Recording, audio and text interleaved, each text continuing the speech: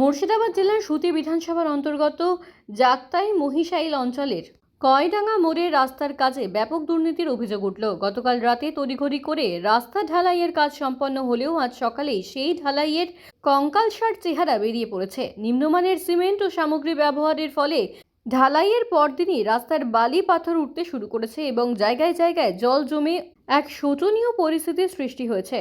স্থানীয়দের অভিযোগ, মানুষকে অন্ধকারে রেখে রাতের অন্ধকারে এই কাজ করা হয়েছে যাতে কেউ প্রতিবাদ করতে না পারে।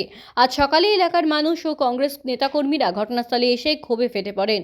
ঢালাই কাজে অতি নিম্নমানের সিমেন্ট ও সামগ্রী ব্যবহারের অভিযোগ জনরোষ এড়াতে রাতের অন্ধকারে চুপি চুপি ঢালাইয়ের কাজ শেষ করা। ঢালাইয়ের পরই রাস্তা অসমতল হয়ে পড়েছে এবং বিভিন্ন জায়গায় গর্তের মতো জল জমে থাকছে। প্রতিবাদস্থলে উপস্থিত হয়ে কংগ্রেস নেতা জাহাঙ্গীর শেখ এই দুর্নীতির তীব্র নিন্দা করেন। তিনি বলেন, তৃণমূলের নেতা থেকে বিধায়ক সবাই কেবল কাটমানি খাওয়ার জন্য মানুষের টাকার অপচয় করছে।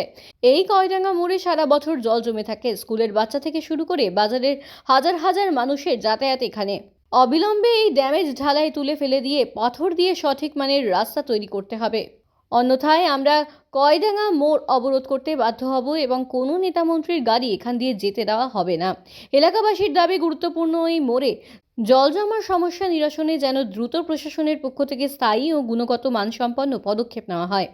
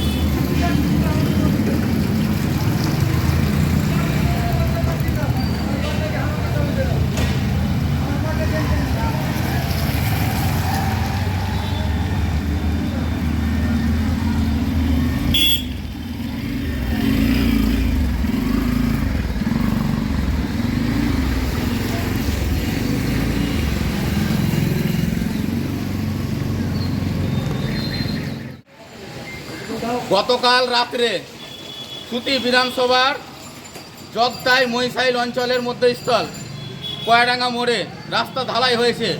কি পরিমাণে রাস্তা ঢালাইয়ে দুর্নীতি হয়েছে আপনারা দেখলেই বুঝতে পারবেন। এখানে একদম লো কোয়ালিটির সিমেন্ট ব্যবহার করা হয়েছে এবং রাস্তা উঁচু নিচু করে ঢালাই করা হয়েছে। প্রচুর পরিমাণে একদম রাস্তা খারাপ হয়ে আছে, আপনার সব উঠে পালিয়ে যাচ্ছে।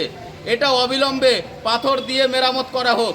যেভাবে বাজারের রাস্তাতে জায়গায় জায়গায় যেখানে জল জমে সেখানে পাথর দিয়ে মেরামত করা হয়েছে, দাবি জানাচ্ছি এই রাস্তাটা অবিলম্বে এটা তুলে ফেলে দিয়ে, জেসিবি দিয়ে পুরনো ঢালাই তুলে ফেলে দিয়ে, এই ড্যামেজ ঢালাই তুলে ফেলে দিয়ে অবিলম্বে পাথর দিয়ে বাঁধানো হোক।